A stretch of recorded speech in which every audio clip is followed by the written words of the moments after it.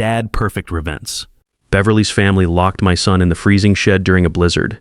They said it was just a joke. When I found him barely breathing, hypothermic, they laughed and told me to stop being dramatic. They drove away in their fancy SUV while I waited for the ambulance, but they didn't know about my brother Leonard. As the paramedics loaded Theodore into the ambulance, I made one phone call, just one. They're heading back to Toronto now. I said quietly, "Do what you do best." My name is Victor. I'm 67 years old, and I spent 35 years teaching high school history in Thunder Bay before I retired. Let me tell you how this whole thing started. The Whitfield place up in Muskoka smelled like pine and wood smoke that December evening. To everyone else, it probably seemed like the perfect winter getaway. But I've learned to read situations differently over my years. Under that nice fireplace smell, I caught something else, something that didn't sit right with me. I was sitting in this old rocking chair on the porch, watching through the frosty windows as my son Theodore helped his wife Beverly's family unload groceries from their cars. 3 black Range Rovers lined up in the snow-covered driveway like they were showing off. The Whitfields never did anything small. My son was moving fast, trying to please everyone, carrying twice as many bags as anyone else. His laugh was too loud, too forced, whenever his father-in-law made one of those cutting remarks. I knew that laugh. It was the same one I used to hear from his mother when she was trying to keep the peace at family get-togethers. Theodore got that gentle nature from her that need to make everyone happy. Broke my heart to watch him try so hard. The Whitfield cottage wasn't really a cottage. It was this massive glass and cedar house sitting on its own peninsula that stuck out into Lake Muskoka. Roger Whitfield had made his money in commercial real estate, and he made sure everyone knew it. The place had 7 bedrooms, a home theater, and a wine cellar. Even the boathouse was bigger than the home I'd raised Theodore in back in Thunder Bay. I only came to these things for my son. Every holiday he'd call me with that hopeful voice. "Dad, please come. Beverly's family really wants to get to know you better. It would mean so much to me." What he really meant was he needed someone in his corner, someone who saw what was happening behind all those polite smiles and expensive wine. Roger Whitfield was holding court in the great room when I went inside. He was a big guy, not tall but wide, with the kind of presence that sucked up all the air in a room. His son Stanley stood next to him like some kind of bodyguard. They had the same cold eyes, the same way of looking at people like they were calculating how much money you were worth. "Victor." Roger's voice boomed across the room. "Come join us for a drink. We're having the good scotch tonight." I walked over slow. My bad knee always acted up in cold weather. "Thank you, Roger. Don't mind if I do." "Teddy boy here was just telling us about his little promotion," Roger said, swirling that amber liquid in his crystal glass. "Assistant manager at the hardware store. Isn't that something? The way he said it made it sound pathetic." My son had worked at Whitfield's Hardware for 8 years, had turned the Thunder Bay location into their best-performing store. But to Roger, he'd always be Teddy Boy, the working guy who somehow convinced Beverly to marry him. "Theodore's done great work," I said, keeping my voice steady. "That store's profits have doubled since he took over." Roger waved his hand like he was brushing away a fly. Numbers on a spreadsheet. Anyone can move numbers around. Real business is about vision, about taking risks. He looked at Theodore like he felt sorry for him. "Maybe someday you'll understand that, Teddy." My son just nodded and smiled, but I saw his jaw get tight. I saw the way his hand shook a little when he lifted his drink. Beverly came over and slipped her arm through Theodore's for a second. I thought she might stick up for him. Instead, she said, "Daddy's right, honey. You should think bigger. Maybe Stanley could mentor you." Stanley smirked. He was 34, same as Theodore. But that's where it ended. Theodore had earned everything through hard work. Stanley had coasted through life on his father's money, never held a real job, never faced a real challenge. His biggest accomplishment was marrying a woman whose family had even more money than his. "Sure," Stanley said. "I could teach you a few things about how business really works if you can keep up." The laughter that followed was sharp and mean. I wasn't part of it, and neither was Theodore. That night, after everyone went to bed, I found my son sitting alone on the back deck, wrapped in a heavy coat, staring out at the frozen lake. The temperature had dropped to -20, and I could see his breath in the moonlight. "You should come inside," I said, sitting down next to him. "You'll freeze out here." Theodore didn't move. "Remember when I was a kid and we used to go ice fishing on Lake Nipigon?" "Sure. You hated putting the worms on the hook." He laughed, but there was no joy in it. Those were good times, simple times. "Theodore," I put my hand on his arm, "you don't have to stay with these people. You don't owe them anything. She's my wife, Dad. And you're my son. I see how they treat you. It's not right." He turned to look at me, and in the moonlight, I saw tears in his eyes. "She wasn't always like this. When we first met at university, she was different. She was kind. She believed in me, People change when money gets involved. She's pregnant, Dad. The words hit me like a punch to the gut. I sat back in my chair, couldn't say anything for a minute. 3 months along, Theodore said. We were going to announce it tomorrow at the family dinner. I thought maybe this would change things. Maybe having a grandchild would make Roger see me differently. I wanted to tell him that Roger Whitfield would never see him as anything but a problem, that the baby would just become another weapon in their games, but I couldn't. Not with that hope still in my son's eyes. Congratulations, I said instead. I'm going to be a grandfather. He smiled, and for just a second he looked like the boy I remembered. The one who used to believe that working hard and being decent would always pay off. The next morning brought trouble. I woke up early, like always, and went to the kitchen to start the coffee. Through the window, I could see the sky had turned this ugly gray color. Weather reports had been warning about a storm coming in, but Roger had brushed it off. We have generators, he'd said, and enough supplies for a month. What's a little snow? I found Theodore in the kitchen ahead of me, looking at his phone with a worried face. Environment Canada just put out a severe blizzard warning, he said. They're saying we could get over 60 centimeters by tonight. Winds up to 90 kilometers an hour. We should head back to the city. I told him that. Roger says we're staying, says only cowards run from weather. Of course he did. Guys like Roger Whitfield don't back down from anything. They plant their feet and let other people deal with whatever happens. By noon, the first flakes started falling. By 300, you couldn't see the lake anymore. The wind was howling around the house like something alive and hungry. The Whitfields didn't seem bothered. They sat in the great room drinking wine and playing cards while the storm went crazy outside. Roger had started making jokes about Theodore being worried. City boy scared of a little snow, he said. Maybe he should go wait in the shed until it's safe. Stanley laughed. That's not a bad idea. Beald's character? Stop it, I said. That's enough. Roger's eyes went narrow. Excuse me, Victor. Did you say something? I said, that's enough. Leave the boy alone. The room went dead quiet. I could feel everyone staring at me. Roger put down his glass and stood up slow. I don't think I asked for your opinion, he said. You're a guest in my home. You'd better remember that. And Theodore is your son-in-law. He's family. You'd better remember that. We stared at each other across the room. Roger was used to scaring people with his money and connections, but I'd spent 35 years teaching high school history in Thunder Bay. I dealt with plenty of bullies in my time. Finally, Roger smiled. It didn't touch his eyes. You're right, Victor. Family is important. In fact, why don't we have some family bonding time? Stanley, take Teddy out to the shed and show him where we keep the emergency generator. Make sure he knows how to run it just in case. Theodore stood up. I can do that. I'll come with you. I said, no need. Roger's voice was firm. Stanley will handle it. You and I can have a nice chat about family values. I didn't like it. Something felt wrong. But Theodore was already putting on his coat, following Stanley out the back door into that white hell outside. 20 minutes went by, then 30. Roger kept me busy with small talk, filling up my drink, asking about my retirement plans, but I kept looking at the door. They're taking too long, I finally said. Relax. They're probably having fun out there, guy stuff. 45 minutes an hour. I stood up. I'm going to check on them. Sit down, Victor. I'm going to check on my son. I pushed through the back door and got hit by a wall of wind and snow. The cold was like a slap in the face, even through my heavy coat. I couldn't see 3 feet ahead, but I knew which way the shed was, and I started walking. It took me 10 minutes to find it. The shed was this big structure where they kept the backup generator, tools, and outdoor stuff. When I got to the door, I found it locked from the outside. A heavy padlock was hanging there, the kind that wasn't there yesterday. I pounded on the door. Theodore. Theodore, can you hear me? A weak voice came from inside, shaking. Dad? Dad, I'm in here. They locked me in. It's so cold. I pulled at that lock with everything I had, but it wouldn't move. The shed wasn't heated. In this weather, with temperatures way below -30 with the wind, hypothermia could kill you in an hour.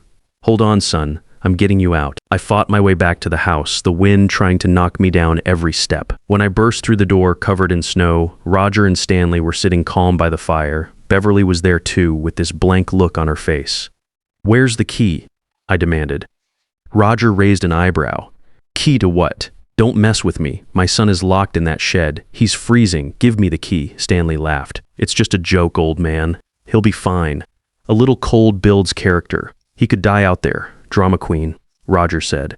Just like his father. We'll let him out in a bit, let him cool off. Literally, I looked at Beverly. Your husband is in danger. Doesn't that mean anything to you? She wouldn't look at me. Daddy knows what he's doing. That's when I understood everything. This wasn't some spur of the moment thing. This was planned. They wanted to break my son to put him in his place. The pregnancy must have scared them somehow. Maybe they were afraid Theodore would stand up for himself as the father of their grandchild. Maybe they just couldn't stand the thought of someone they looked down on being part of their family forever. I pulled out my phone. No signal. The storm had knocked out the cell towers. The landline, I said. Where's the landline? Roger's smile got wider.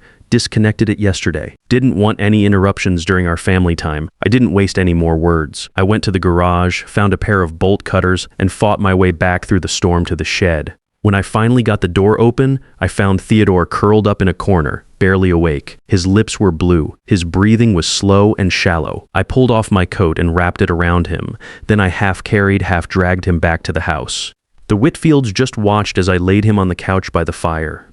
Only when I pulled out my satellite phone, the one I always carry when I go to remote places, did Roger's face change. 911, I need an ambulance. Life-threatening hypothermia. The dispatcher told me it would be hard to get anyone through the storm, but they'd try. They told me to keep him warm, watch his breathing, look for signs of his heart acting up. I did everything they said. For 3 hours, I sat with my son while the people who'd tried to kill him watched from across the room. The ambulance finally made it at midnight. The paramedics had to use snowmobiles for the last kilometer. They worked on Theodore for 20 minutes before loading him onto a stretcher. He's going to make it, one of them told me. You found him just in time. Another hour and we'd be talking about something else entirely. As they carried him out, I heard Stanley mutter to his father. This is ridiculous. It was just a prank. I stopped. I turned around. I looked at Roger Whitfield, at that smug face, at the complete lack of regret in his eyes. Then I pulled out my phone and made a call. Leonard, I said quietly, walking away from the group. It's Victor. Silence on the other end. Then my brother's voice, rough from sleep. Vix, do you know what time it is? They tried to kill Theodore. The Whitfields, they locked him in a shed during a blizzard. Left him to freeze.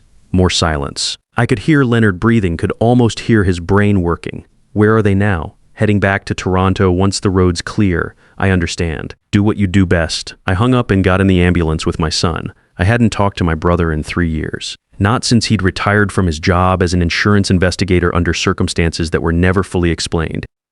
Leonard had spent 32 years investigating insurance fraud, working his way up to head one of the most effective financial crime units in Canadian law enforcement. He'd exposed crooked contractors, dirty lawyers, and fraudulent claims worth millions. But somewhere along the way, his methods became unconventional. The official story was that he'd burned out, took early retirement, moved to a cabin in rural Nova Scotia to fish and read books. The real story was different. Leonard had found evidence of a massive insurance fraud network that went all the way to the top levels of business and government. When he tried to expose it, he got shut down, forced out. They destroyed his career, his reputation, his marriage. But they couldn't destroy what he knew, and they couldn't destroy the network of contacts he'd built over 3 decades. My brother was a patient man. He'd been waiting for the right chance to use what he knew. I'd just given it to him. Theodore was admitted to the ICU at Huntsville Hospital. The doctor said it was severe hypothermia that had stressed his heart. He needed at least a week of monitoring, but he would live. I sat in that uncomfortable plastic chair next to his bed and watched him sleep. His face was pale, but his breathing had gotten steady. The monitors beeped their reassuring rhythm. When he finally woke up late the next afternoon, his first words were, "The baby. Is the baby okay?" I'd forgotten. In all the chaos, I'd completely forgotten about the pregnancy. Beverly should be checked. Theodore mumbled, "The stress. Please, Dad." I made the call. The nurse told me that everyone had left that morning as soon as the roads were cleared. They hadn't asked about Theodore. They hadn't left any message. I didn't tell my son that, not yet. Everything's fine. I said, "You just focus on getting better." He closed his eyes and I saw a tear roll down his cheek. The next 3 days went by slow. I barely left Theodore's side. On the 4th day, my phone rang, a number I didn't recognize. Vic, Leonard's voice was calm, controlled. "You should turn on the news." I found a TV in the waiting room and switched to CBC News Network. The anchor was in the middle of a breaking story. Developing news this hour. Toronto real estate magnate Roger Whitfield and his son Stanley Whitfield have been arrested in connection with allegations of fraud, money laundering, and tax evasion. Sources say the investigation stems from financial irregularities in Whitfield Development Corporation dating back over 15 years. I sat down hard in one of those plastic chairs. Roger Whitfield built his real estate empire in the late 1990s and early 2000s. The anchor continued. But questions have long surrounded the source of his initial capital and his connections to several offshore investment funds. Tonight, those questions may finally have answers. The screen showed footage of Roger being led out of his Toronto mansion in handcuffs. His face was pure fury and disbelief. Behind him, Stanley was being walked to a separate car, looking like a scared kid. My phone buzzed, a text from Leonard. That's just the beginning. Call me when you can talk privately. I found a quiet corner of the hospital and called my brother. How did you do this so fast? I asked. Leonard laughed. It was a sound I hadn't heard in years. I didn't do anything, Vic. I just made a few phone calls. Reminded some people of information they'd rather keep buried. Pointed some journalists in the right direction. What did you find? Roger Whitfield didn't build his fortune through hard work and vision. He built it by washing money for some very nasty people. Eastern European crime syndicates mostly looking to move their cash into Canadian real estate. He's been doing it for 2 decades. Leonard paused, but protected people can become inconvenient when their secrets start coming out. When certain documents start circulating to certain journalists. When former investigators start asking questions. Another pause. I told you, Vic. I've been waiting a long time for the right chance. This wasn't about Theodore, was it? Not entirely. It was about Theodore. Your son gave me the excuse I needed. The Whitfield family crossed a line when they heard him. They made it personal, and personal is always the best motivation. Theodore was released from the hospital on the 7th day. I drove him back to Thunder Bay, to my small house on the edge of town. He didn't talk much during the trip, just stared out the window at the snow-covered landscape rolling by. When we pulled into my driveway, he finally said, I saw the news, Dad. I know, she never loved me. None of them did. I'm sorry, son. He turned to look at me. Did you do this? The investigation? The arrests? I thought carefully before answering. I made a phone call to Uncle Leonard. I told him what they did to you, and I told him to do what he does best. Theodore was quiet for a long moment. Then he nodded slowly. Good. The next few weeks were hard. Theodore barely ate, barely talked, but slowly he started to heal. The divorce was finalized in February. Theodore got full custody of the baby once it was born. Beverly didn't fight it. She was too busy trying to distance herself from her family's mess. Roger Whitfield was denied bail. The evidence against him was overwhelming. Stanley tried to flee the country but got arrested at the Vancouver airport trying to board a flight to Dubai. One afternoon in March, I was cleaning out my garage when I heard a car pull into the driveway. It was Theodore. He got out slowly, carefully.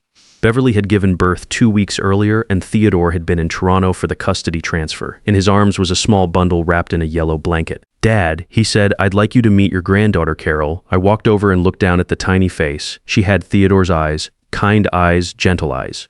Hello, Carol, I said softly.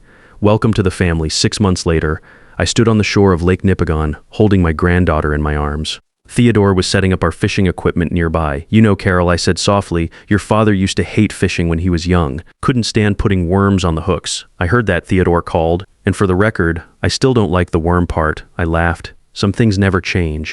We fished until the sun went down, not catching much, not caring. Carol slept peacefully in her carrier, oblivious to the water, the trees, the quiet talk between her father and grandfather.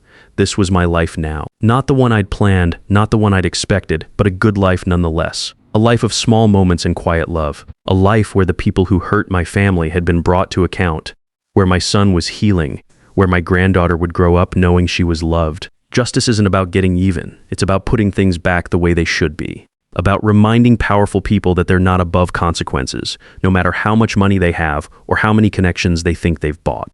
The Whitfields thought they were untouchable. They thought a retired teacher from Thunder Bay and his investigator brother were beneath their notice. They thought they could lock a man in a freezing shed and laugh about it over expensive scotch. They were wrong.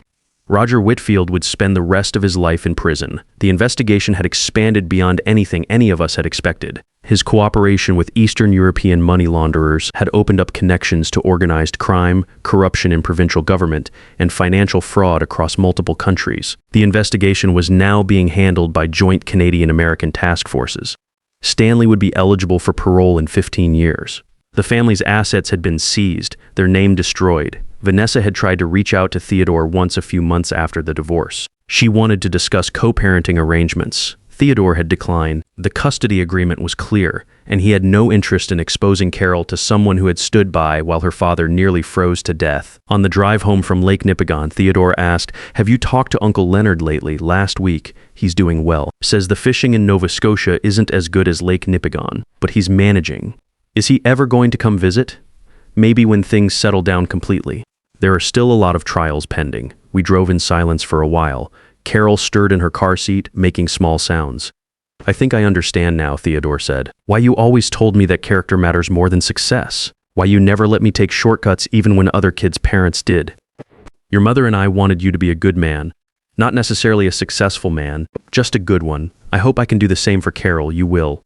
I've never doubted that, and that's the story of how I made one phone call that brought down an empire. Not because I wanted revenge, but because I wanted my son to know that his father would always protect him. Always. Sometimes the most powerful weapon against bullies isn't anger or violence, it's patience, and the right phone call to someone who's been waiting for justice. Family isn't just about blood or marriage vows, it's about who shows up when you're locked in a freezing shed and who walks away laughing.